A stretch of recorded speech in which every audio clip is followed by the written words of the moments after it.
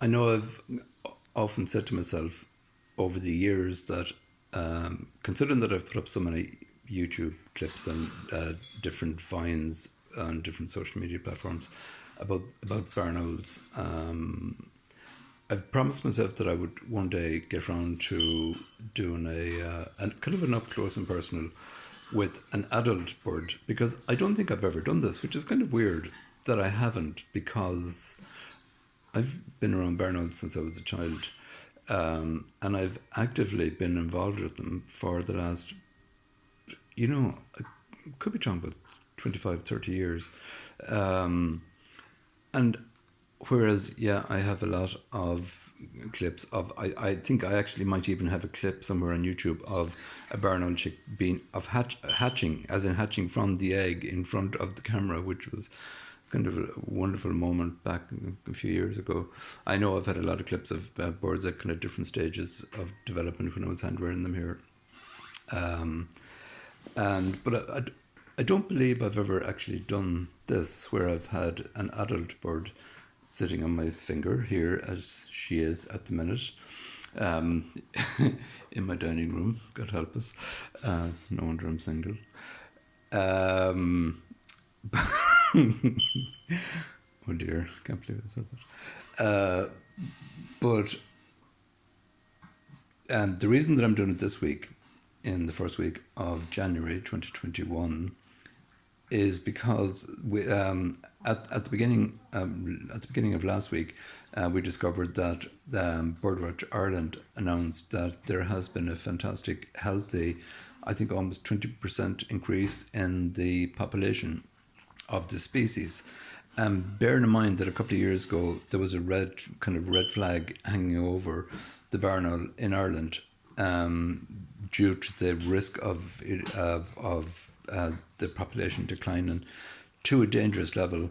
That was very, very good news to hear last week, and massive respect to people in Birdwatch Ireland, who involved kind of local communities in that endeavour to get the bird to get these birds back, breeding and nesting effectively and successfully.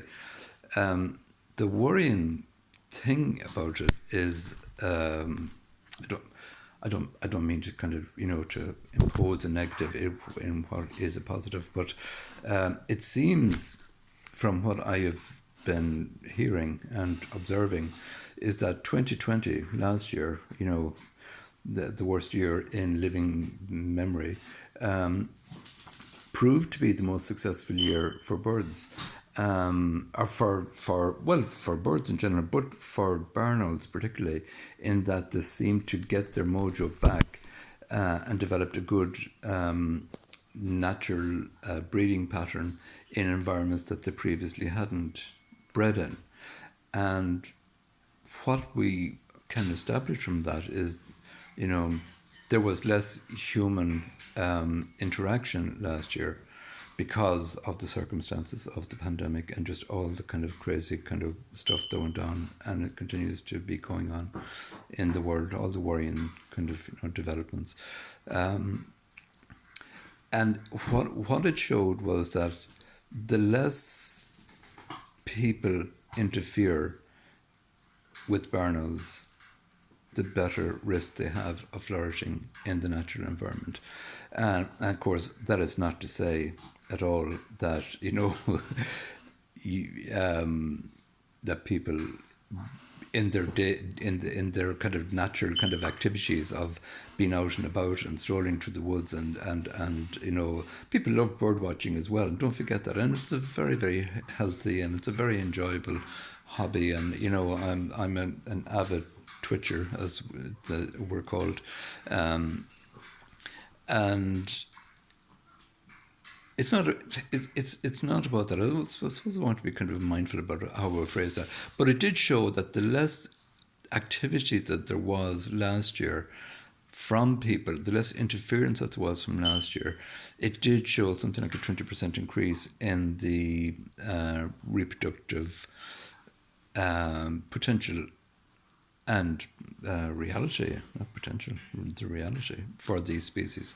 And I think on that insight, we need to look at, I suppose, how we as humans and this fast, furious kind of paced kind of pacing, not paced, crazy environment that we have developed has sometimes impeded on the balance of nature, and particularly because remembering that this bird was so endangered a couple of years ago, and this is our natural owl here in Ireland. This is our Tyto alba. This is the Latin name.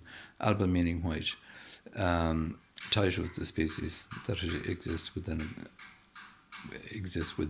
in the barn owl, in the owl world, as they say.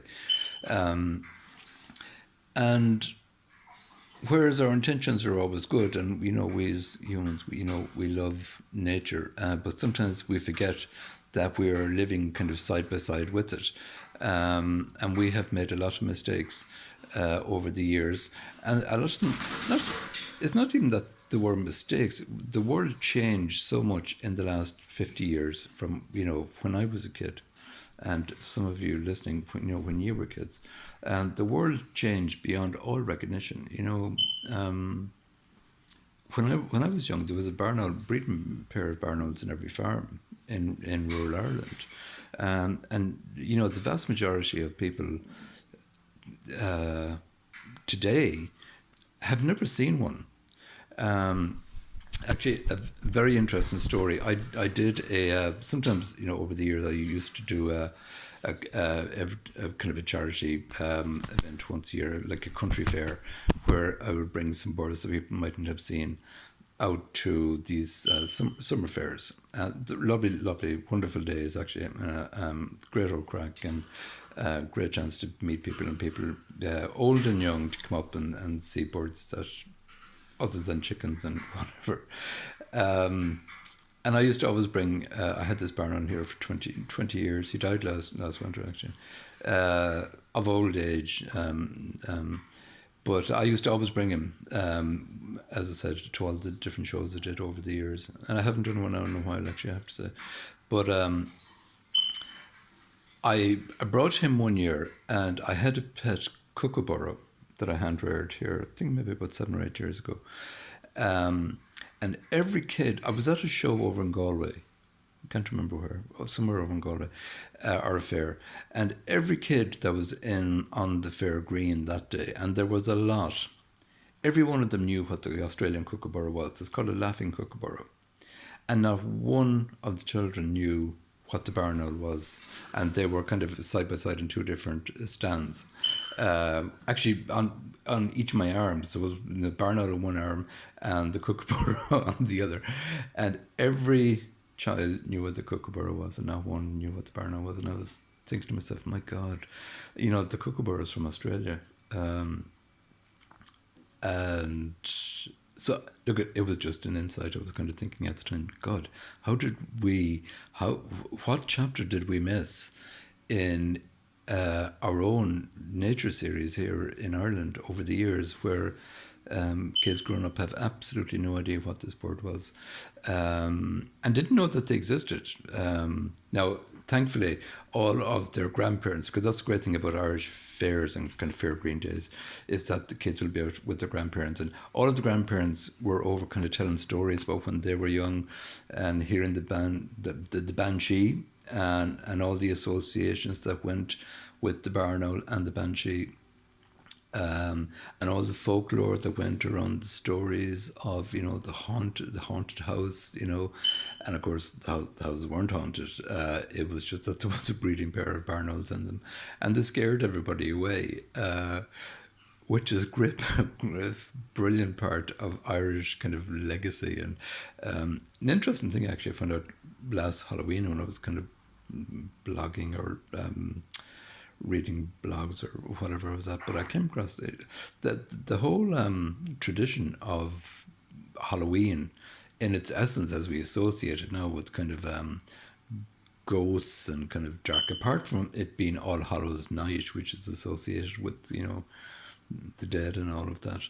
But the actual association with ghosts was exported from Ireland unknowingly. So all of the Irish kind of immigrants years ago brought stories from their young days when they sat around the fire back in rural Ireland, because that's what we did. We sat around the open fire long before Netflix and, Disney Plus and whatever. And people told stories, and they told stories about ghosts and about barnals and about whatever. And that's how the whole tradition of Halloween kind of developed into what it became, particularly in America. And I never knew that actually. Never dawned on me that that kind of connection back to Ireland with the tradition of how Halloween kind of evolved over the years. So it was just interesting reading. So what did I start off talking about? I started off talking about barnhouses. Oh my God, my train of thought sometimes is shocking. What I was saying is that I always wanted to bring some of you that have followed kind of the different clips I did over the years, to give you an idea of an adult bird up close and personal. And this is an adult female that I reared here last year. Last year was a little bit of a nightmare year for unfortunate reasons, in that I had it was a difficult year last year, as it was for many people, and I wasn't able to devote the same level of attention to the birds that I would have had, for various circumstances. Circumstances kind of prevailed against that. But this is one bird that I had started to rear before kind of things went a little bit askew, as to say. And it was a solo egg. I think it was an egg that the adult pair had abandoned for some reason. I can't remember why they did that. It may have rolled out of the nest and just got lost, or they may have rejected. But either way, it was a live egg, and I managed to save it under a pigeon that was hatching, which sounds odd, but I've often used pigeons to rescue an egg that was abandoned, because I knew that the embryo was alive inside the egg, even though the egg was cold. And for whatever reason that the parents kicked it out, sometimes you have to respect that in nature. So I hadn't the heart to throw the egg away, and I let the pigeon rear it, and it was a healthy chick that hatched. So I reared it from day one,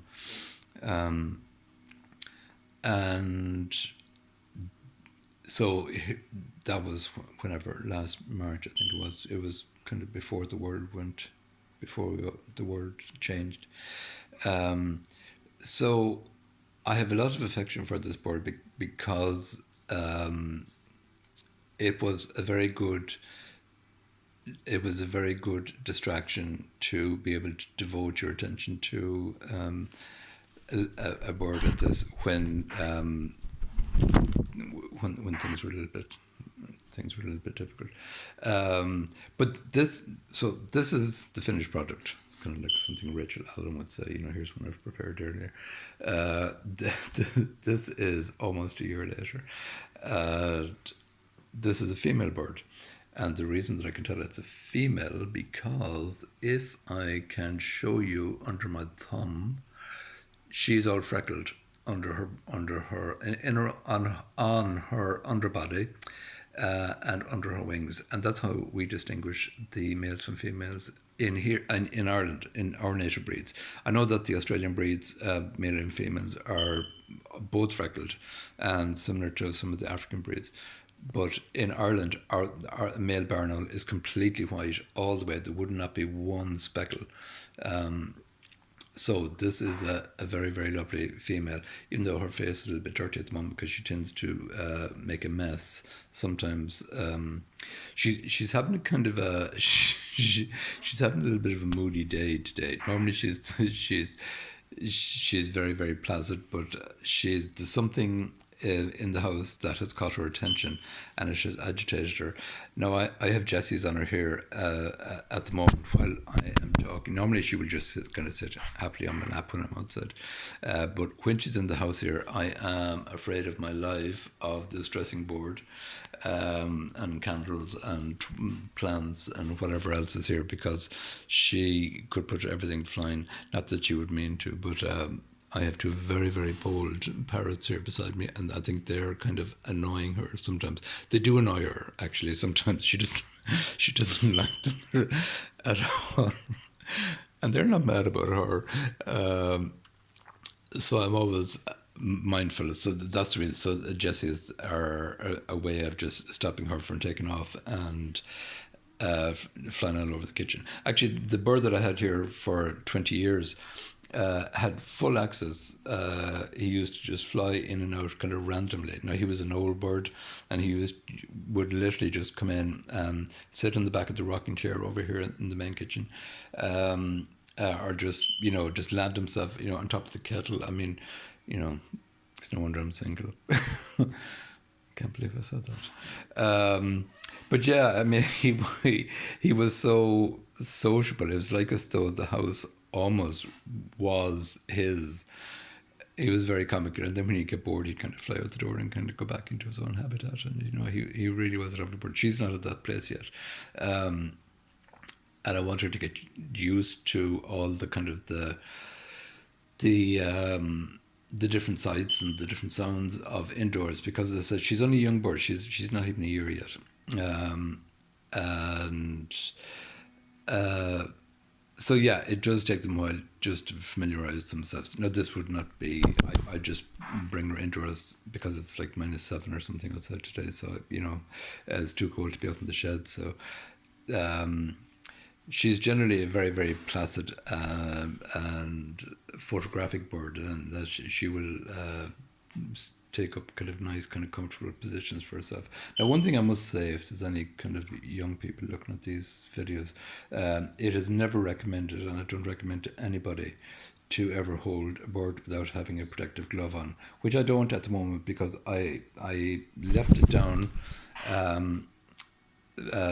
in one of the sheds during the week because I had her on it, and I cannot just lay my hand on where I left it.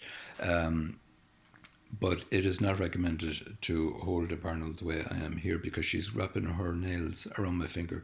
Now, she's not putting any pressure on them, and she's not puncturing my skin or anything like that, but that's not the right thing to do, so don't take this as being the correct way. They're very good calfskin, what's called falconer gloves. So says he who is setting a bad example already, but it's just because she knows me so well. She's not used to anything other than me for the last year. It has just been me, and she's very affectionate towards me. As you'll see, she's kind of nibbling away at my nails here, and she's a very gentle bird. This was a bird that said this was an abandoned egg, and she was subsequently reared in captivity. And a bird that is reared up in captivity comes with certain regulations. They have to carry their own what's called a CITES, which is a Convention for International Trade of Endangered Species. So she comes with her own kind of registered kind of paperwork associated with that, and it's a bird that would not be released into the wild, because she was bred in a controlled environment, or an artificial environment, as we would say. Like it is not a natural environment to be hatched by a pigeon, and it is not a natural environment to be reared by me. But having said that, she still, when she's out flying, she will dive when she sees a mouse or anything like that pass by. So instinct is always present, even though maybe the kind of the fundamentals may have been altered somewhat when she was younger. It is very important to remember that they are still a wild bird, and even though she has a sociable kind of a context by association with me, she is still a wild bird. And I'm always mindful of that as well, and particularly if she's having, because she's female as well, and it is now after Christmas. Ideally this is the time that they, in nature, would be looking for a mate, because they breed in spring. So I'm always kind of mindful of respecting, the natural instinct in birds like these. But to date, she's quite happy with my company because it is all that she has been used to. And I have to say, I love her company because she's really all I've seen. Oh God, over the last 9 months. Yeah, so it was. Yeah, I kind of end up like the old woman in, what was that movie? The old woman Brenda Fricker when she was in, was it Home Alone, with the old mad woman in the woods or in the park where all the pigeons on her head. I kind of feel a little bit like this because a lot of times this lady would be sitting on my head or on my shoulder or that. But anyway, what I wanted you to see was just how incredibly beautiful they are. Now, excuse her dirty face at the moment.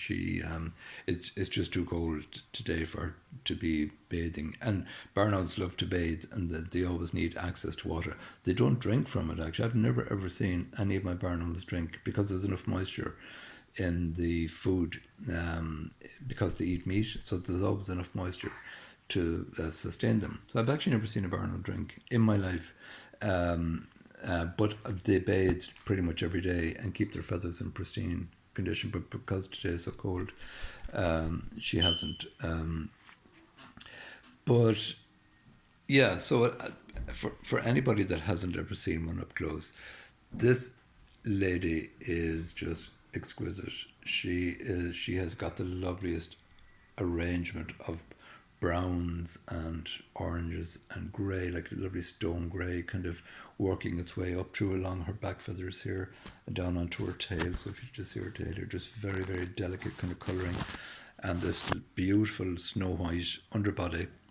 Now, as I said, freckled for a female, but when she's in flight, you can't see the freckles. You have to be really kind of up close.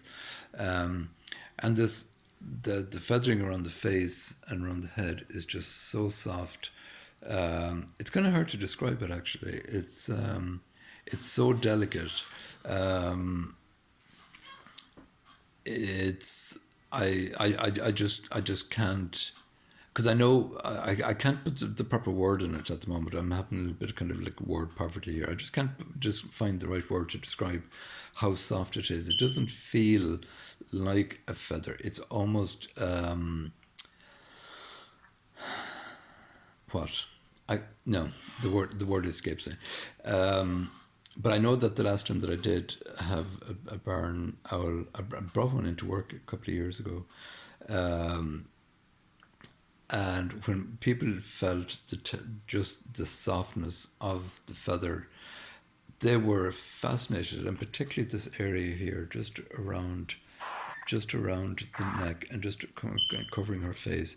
It is so gentle. It's like rubbing letting your finger is almost like strolling through air. You don't feel it, so you're making contact with anything. It's so light, and yet it's so kind of plumb and fleshed out, and kind of, it fills up kind of the whole facial disc.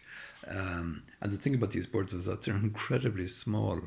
So I mean, I haven't got massive hands, so it gives you an idea of, and this bird is fully grown, so it just gives you an idea of just how small they are.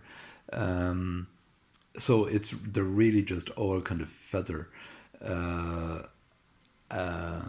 it's just very fortunate that the feather that they have is so remarkably beautiful. So, as I said, just to let people have a look, and considering that we're starting off 2021 on a good news story in the middle of all of the negative stories that we've been exposed to in the last week. Well done to Birdwatch Ireland for that initiative that they got the communities involved in. And I understand the County Cork is predominantly the leading county here in Ireland at the moment for the population growth, which I believe was about 20%. And the secret to that is that the trust, the Birdwatch Ireland, the organisation rather, they got the community involved because by educating people first of all, which is massively important, and then about explaining the advantages of getting the barn owls to come back in closer to what were the traditional farmyard environments, because that is the environment that they love to breed in, because it is full of mice and voles and rats, which that is the reality, and that's the food that they feed on. And unfortunately, over the years, because of the way that we changed, we over-industrialized farms, the barn owls left in their abundances because it was like, what is going on here? With all this kind of, mayhem, everything is just harvested, and, silage is cropped, a couple of times in a season, not just once or two, maybe even three times. So voles and mice don't like those bare, scorched to the earth kind of landscapes because there's no feeding in it. So that's why a lot of farmers are encouraged to keep an area of natural habitat on the farm for pheasants and for nature to feed off the seeds. And we know where you have seeds and where you have birds and they're feeding, you will have mice and you'll have voles picking up the remnants of what the birds leave behind, and it's like a natural kind of flow in biodiversity. So the organizations educated the communities, looked at the advantages, because a barn owl is a natural predator. So if you have breeding barn owls on your farm or in your area, in your village, they will constantly be hunting for mice and voles and rats, and they're doing us a great justice. So to think that they were so close to becoming endangered is a really, really worrying insight. So I have to say I'm quite lucky here where I live, in that there does appear to be a good natural community of barn owls, because I sometimes go walking in dusk. I love to walk at dusk. Down there's like an old bog road close to where I live here, and it's just a lovely, peaceful place to walk. And I regularly, practically every night that I go out, I will have an encounter with a wild barn owl kind of flying over my head, and I live on the hill just across the road from the cottage here. There is a church with a graveyard, and the local community set up there's like an eternal light on the old part of the graveyard. It was hundreds of years old actually. This lovely kind of lovely soft glow, and mice and voles and that are attracted to areas that are lit up at night, and they can hunt safely, or they rummage, not hunt, I beg your pardon, they rummage through the night, and they like the warmth of the night as well. And a lot of people put what we call is it eternal lights? Is that what you call it? Or eternal candles? These are like artificial candles that are placed on gravestone or on grave beds rather. And the voles and the mice are attracted to the light as well. And that creates a natural environment for the barn owls to hunt in. So, there was always an association over the years of, barn owls kind of gravitating towards graveyards. So that might have some part of it, but it is a lovely, lovely sight to see here at night, because the church is on the hill and there's a glow from it, and you see these kind of white silhouettes flying from the sky, coming across the field from the church graveyard, right down and sitting on the cottage roof here at night. It's just something you can never ever get tired of seeing, no matter how many years you've seen it. It's just a wonderful experience at any time. So it's I'm always as fascinated. I think there was 4 barn owls here one night. One of the really, really bitter cold nights here last week, just about like -8. and the male barn owls are out there are just actively looking for females at the moment. So this lady is a solo female, and they obviously can sense her presence, or maybe have heard her call. So they were literally sitting on top of the chimney here one night, which was a lovely sight to see, actually, I have to say. And a healthy reminder that the population are there and they're thriving again. So I know that a lot of people, thankfully nowadays, are mounting barn owl nest boxes. Again, with the support and the education and the advice and recommendations of organisations like Birdwatch Ireland, and they're fantastic initiatives to encourage the birds to come back in closer to your environment and to breed and to nest. And to get them away from the danger zones, because the danger zones was when they moved away from the industrialized kind of chaotic kind of farm environments. They moved back out and they went closer to the motorways and the dual carriageways, and a massive amount of the birds were getting killed. So yeah, the closer we bring them to us, the less likely they're going to perish through road traffic accidents and